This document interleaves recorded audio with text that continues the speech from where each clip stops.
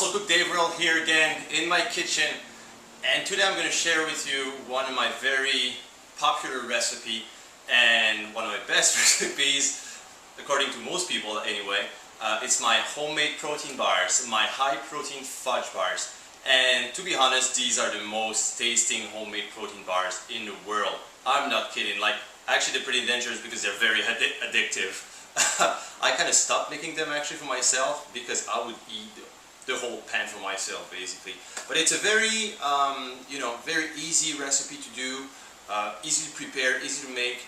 And the thing is, it's all made of natural ingredients. There's not, protein bars are nice, it can be very convenient, when you travel or, when you want a quick snack. But however, like most protein bars on the market are filled with, nasty stuff. And lots of sugar basically. So now I'm going to show you how to make a very healthy protein bar, and you're going to see it's very easy to do. So I'm going to show you what you need for this recipe. You need low-fat milk. Here I got 1% milk. Any low-fat milk would do. You need about half a cup. I'm going to tell you what I say about half a cup because you might need to adjust it. You need 3 tablespoons of natural honey. Natural peanut butter as well. You need about 1/3 of a cup. 3 tablespoons of crushed peanuts. Alright, so here what I did, I took whole peanuts and I just crushed them with a spoon in the plate. I'm going to show you what you're going to need to do with those later on. You need 1 cup of oatmeal. That cup of oatmeal, it's only 1 cup. I use, as you can see, is the quick oats. It's basically, it's not the old-fashioned, large grain. It's large flakes, sorry. It's a quick grain, so it's easier to mix because it's actually cut in half. So I'll cover that. And about 8 scoops of of protein powder, chocolate protein powder. You can pretty much use any flavor you want for this recipe. However, with all the ingredients, it works a lot better with chocolate protein powder. The taste is a lot better. So about 8 scoops, and it's about 30 grams per scoop. This is the size I base myself on for this recipe. And basically what you need, a big bowl and a glass dish. That's it. Alright, now we're going to start the dirty work. You're going to see this recipe, actually, it's easy to make, but however, the bars, and you're going to find it weird at first, they're very sticky, okay? But there's a reason for that. So, you're going to start by mixing together protein powder. So we got about 8 scoops and a cup of oatmeal, alright? So we mix that all together. Just mix the dry ingredients together first. Then what I do, I put 1/3 of a cup of natural peanut butter. One thing, guys, make sure the natural peanut butter you got is fairly liquid. If you use regular peanut butter and the peanut butter is, kind of hard, that's going to be very difficult to mix in this recipe, and what's going to cause is going to cause the mix to be very dry. So you want basically natural peanut butter, and you want it, very liquid like this one.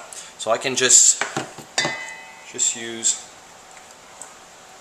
It's about 3-4 tablespoons, rounded up tablespoons of peanut butter.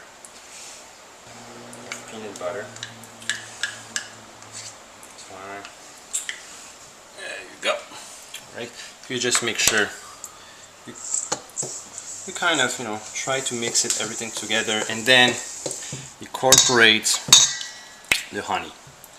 So honey is about 3 tablespoons, alright? It's about 3 tablespoons, don't be too picky about it, because you want the thing with the honey, that's what's going to make pretty much everything stick together, is the honey. So that's an ingredient, don't be shy. 3 good tablespoons of natural honey. If you need more, it's okay. Sometimes, like it's 3 tablespoons, but plus minus 1 tablespoon basically. So the mix is very dry, so we're gonna need to add some liquid to it. So that's why we got low-fat milk. It's about half a cup of low-fat milk. What I recommend, don't start, because it depends, again, it's gonna depend on the type of protein powder you're using and everything. So just start with a little bit less than half a cup, and then add a little bit more if you need, alright? So there you go. Here, mix everything together. You can see that the mix here is still pretty dry, so we're going to add a little bit more milk. And I use big scoops of protein powder. And the cool thing with this one, again, it all depends. It's a new brand of protein I'm using. It doesn't mix as well as the one I'm used to. However, you can see it starts blending all together. So you really got to mix everything together well.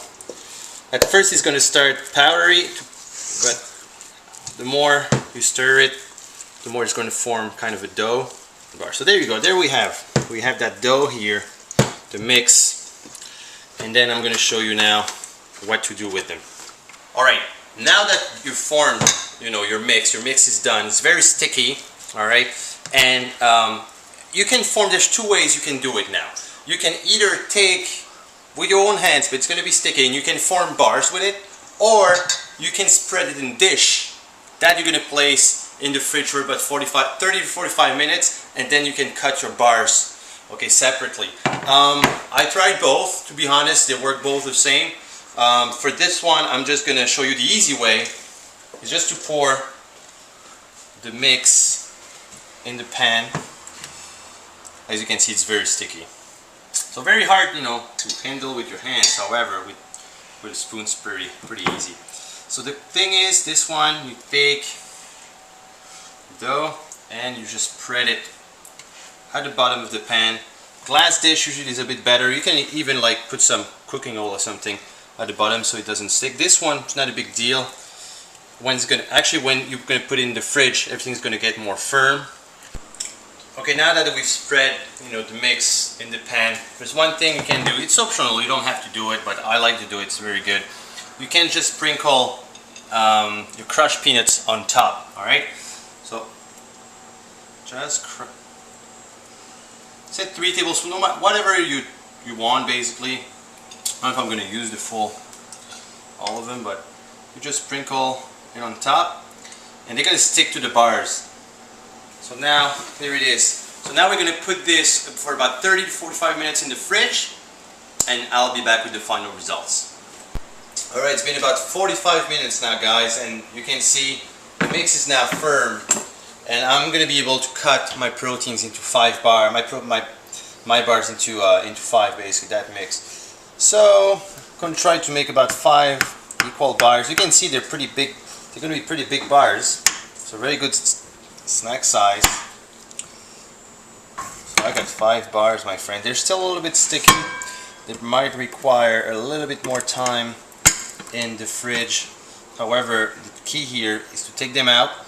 And actually the thing, because they're solid on the top, still a little bit sticky on the other side. What you can do is put them on the other side and then put the plate in the fridge, and they're going to be completely firm at that point. So you do the same thing for the 5 bars, and this is the final results, folks. Homemade protein bars. Alright, I got some visits now. My big buddy, Remy the Machine, Robichaud, just here to visit me. Okay, well, you come at the right time, buddy, because I just made my homemade protein bars. So you can give those a try and tell me what you think. Smells good, man. Yeah? A little sticky, but... So, what do you think? Aren't those the best homemade protein bars in the world? Oh yeah, man. Yeah? How many biceps up? 2 biceps up, man. 2 biceps up? Right on. Alright, bro. I'm gonna keep this. No. See ya. Hey, come back, man.